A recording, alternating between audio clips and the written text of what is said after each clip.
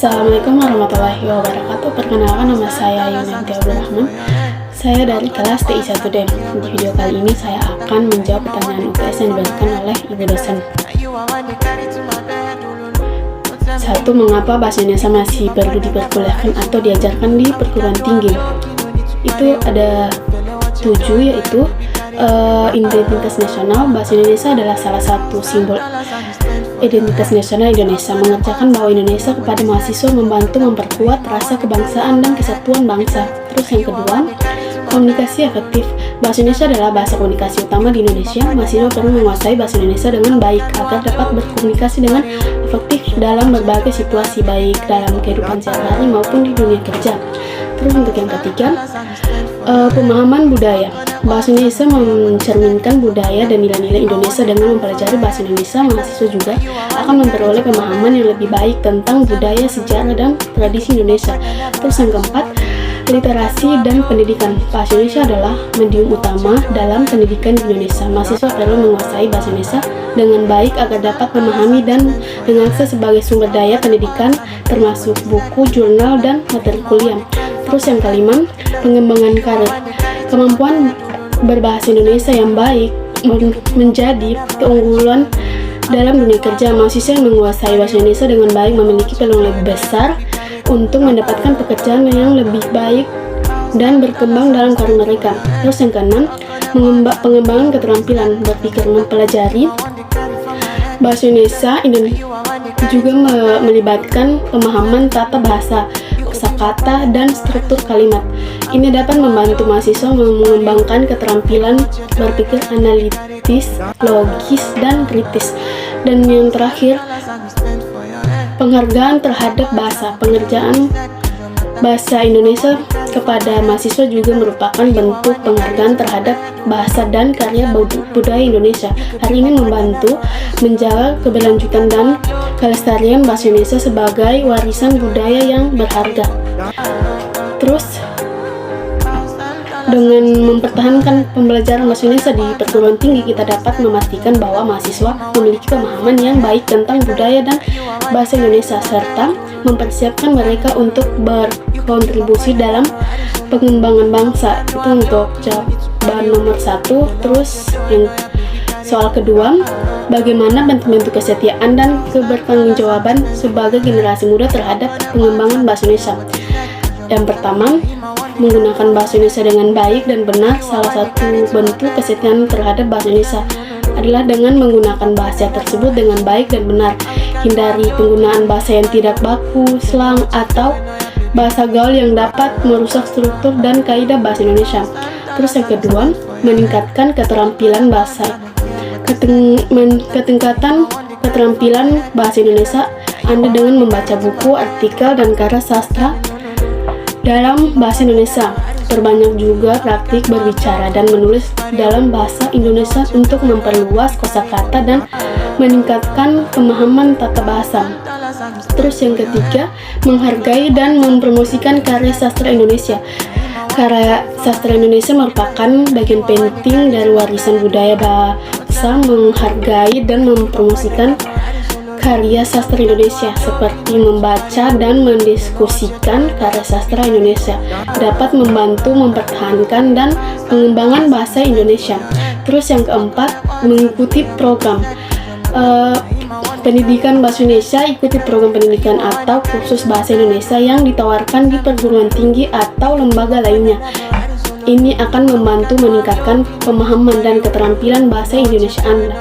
Terus yang kelima, menggunakan media sosial dengan bijak. Sebagai generasi muda yang aktif, terus gunakan bahasa Indonesia dengan baik dan benar. Setiap postingan atau komentar, hindari penggunaan bahasa yang tidak pantas atau merendahkan. Terus yang keenam, mempartisipasi dalam kegiatan budaya. Ambil bagian dalam bagian budaya yang mempromosikan bahasa Indonesia seperti festival sastra, pertunjukan teater, atau lomba pidato dalam bahasa Indonesia. Ini akan membantu memperkuat kesetiaan dan kecintaan Anda terhadap bahasa Indonesia.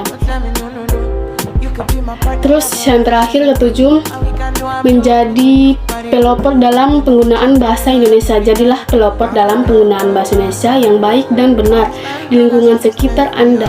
Jika teman-teman Anda dan keluarga Anda menggunakan bahasa Indonesia dengan baik dan benar serta memberikan pemahaman tentang pentingnya menjaga dan pengembangan bahasa Indonesia.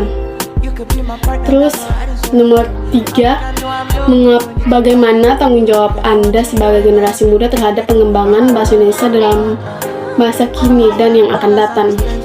Yang pertama, memperkaya kosakata dan penggunaan bahasa. Kita dapat berperan aktif dalam memperkaya kosakata bahasa Indonesia dengan mengikuti pengembangan zaman dan teknologi. Kita harus terus belajar dan mengadopsi kata-kata baru dan relevan dengan memperkembangkan zaman serta menghindari penggunaan kata-kata asing yang tidak perlu.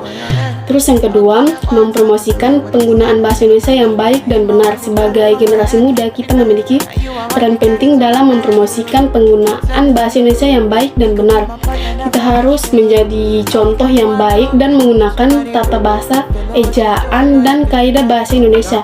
Menggunakan bahasa dengan baik dan benar di media sosial, tulisan, dan percakapan sehari-hari adalah cara efektif ya dalam mempromosikan penggunaan bahasa yang baik. Terus yang ketiga, menghargai dan mempromosikan karya sastra Indonesia. Karya sastra Indonesia merupakan bagian penting dari warisan budaya bangsa. Sebagai generasi muda, kita harus menghargai dan mempromosikan karya sastra Indonesia dengan membaca, mendiskusikan, dan mendukung penulis-penulis Indonesia.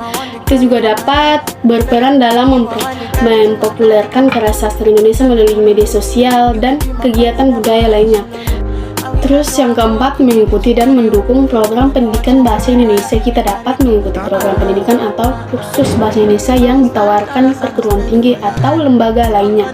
Dengan meningkatkan pemahaman dan keterampilan bahasa Indonesia, kita dapat menjadi agen perubahan yang berkontribusi dalam pengembangan bahasa Indonesia. Terus yang kelima itu, mendorong penggunaan bahasa Indonesia dalam inovasi dan teknologi. Sebagai generasi muda yang hidup di era digital, kita dapat mendorong penggunaan bahasa Indonesia dalam inovasi dan teknologi. Kita dapat mengembangkan aplikasi, platform, atau konten digital. Dalam bahasa Indonesia, kita memperluas aksesibilitas dan menggunakan bahasa Indonesia di dunia digital. Terus yang keenam, menjadi populer dalam penggunaan bahasa Indonesia yang kreatif. Kita dapat menjadi populer dalam penggunaan bahasa Indonesia yang kreatif dengan mengembangkan karya-karya seni, musik, dan literatur dalam bahasa Indonesia. Dengan menggabungkan bahasa Indonesia dengan ekspresi kreatif, kita dapat memperkaya dan memperluas penggunaan bahasa Indonesia di berbagai bidang. Terus untuk yang terakhir itu, mengerjakan bahasa Indonesia kepada generasi selanjutnya. Sebagai generasi muda, kita juga memiliki tanggung jawab untuk mengerjakan bahasa Indonesia, mengajarkan bahasa Indonesia sebagai generasi selanjutnya. Kita dapat menjadi mentor atau sukarelawan dalam program pengajaran bahasa Indonesia di sekolah atau komunitas lokal. Dengan demikian, kita dapat memastikan keberlangsungan dan pengembangan bahasa Indonesia di masa depan. Ahora mau apa? Kulimpay minilay UTS mo polita so saya. Poli mo polita? Pero po ka tamil sila londo may nilay algoritma mo. Mera tayo na misi la mo. Mera po ka so nilay majingay omne.